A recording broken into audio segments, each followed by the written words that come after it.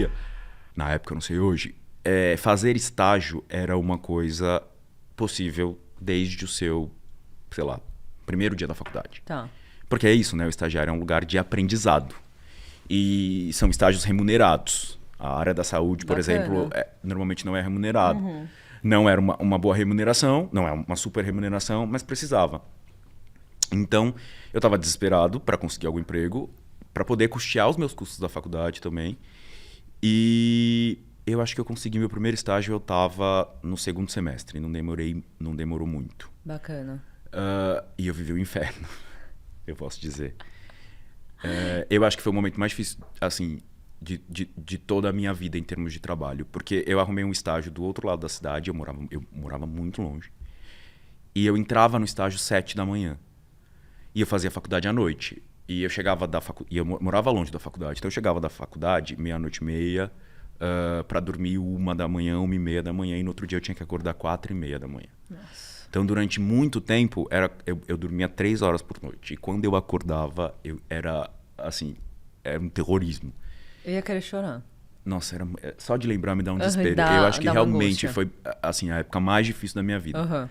Então, foi aí que eu comecei. No meu primeiro estágio, rapidamente eu mudei. Eu fazia estágio na parte de alimentos e bebidas.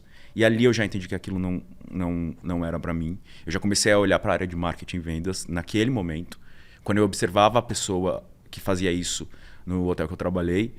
E como acho que é isso, né? Sempre fui abusado, eu fui bater na porta da gerente e perguntei, então, eu gosto daquela área, tem alguma vaga para mim? A importância de também ir explorando. E, Né? de falar, não é falta de Total. respeito. Eu não estava em Total. nenhum momento falando, demite alguém para me contratar, mas estava dizendo, Tipo, oi, tem interesse. Aham. A cara tapa. Exato. Não tinha, mas ficou ali registrado. Avisei para o meu gerente também. Eu trabalhei lá pouco, assim, acho que eu cheguei a ficar um semestre como estágio, quando surgiu uma vaga de estágio no mesmo lugar, em outro lugar, que eu me candidatei e passei. Fui trabalhar para o Grupo Rio Quente, que é dono de resorts ali em Rio Quente, né, que é em Goiás. E ali foi a minha primeira experiência com vendas. Enfim, eu fui efetivado lá, fiquei lá até o final da minha faculdade. Depois eu consegui um outro emprego em outro grupo. E aí, nessa outra empresa, foi quando eu cruzei com, acho que a pessoa que mudou a minha vida profissional. E que a gente já se separou e que, inclusive, hoje em dia ela é minha chefe. Eu falo que ela mudou um pouco a minha vida profissional, não foi nem por ter me contratado. Eu lembro exatamente do dia. Aí foi quando eu entrei no mercado de luxo e comecei a trabalhar com ela nos hotéis Unique aqui de São Paulo, né? Que tem o Unique em São Paulo e o Unique Garden. Foi dentro do meu processo, eu me formei. Quando eu tinha 23 anos, eu assumi um cargo de coordenador, que já era um pouco um cargo um pouco mais estratégico. Tá. E eu sempre fui por camadas, isso é legal. Quando eu assumi o cargo de coordenação até os 23, eu falei assim, até os 25 eu vou virar gerente. Eu juro. E eu virei. Muito focado, velho. E aí, com 25 eu trabalhei lá quase 8 anos, eu acho. Em um momento eu já era gerente, ela já era diretora, na época ela era minha diretora. E teve um dia... E assim, eu sempre tive o lugar o tempo todo, e as pessoas me falavam desse jeito, de menino prodígio, né? Que é uma coisa que eu brigo hoje para tirarem isso de mim.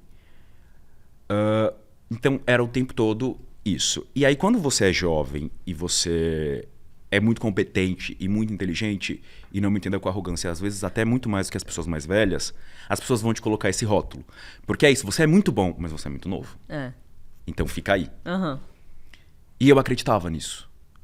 E eu acreditava muito que eu precisaria envelhecer para poder crescer. Até porque a maioria dos empregos que a gente conhece é assim, né? A advocacia, tudo é tipo... Não, você precisa muito pouquinho, durante muito tempo. É um plano para, tipo assim, quando você tiver 40, 50 anos. Exato. E era uma cegueira até. E aí eu me lembro o dia exatamente que ela virou para mim. É Carolina Mogames. Ela realmente fez isso. E foi nesse dia que ela mudou a minha vida. Ela chegou para mim e falou assim, Fê, a gente tá fazendo, a diretoria toda, um exercício de junto com coach de liderança e etc. E um dos exercícios era apontar uma pessoa do seu time que hoje está capaz de te substituir se você saísse. E apontar tudo. E olha aqui, eu coloquei você, tô te contando. Na hora eu fiquei em choque. Uhum. Eu fiquei em choque porque, assim, pra mim aquilo era muito distante. Pra dali 10 anos. É. E aí, aquilo mexeu muito comigo. E eu? Por quê?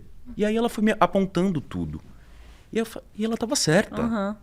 E ali eu virei uma chave.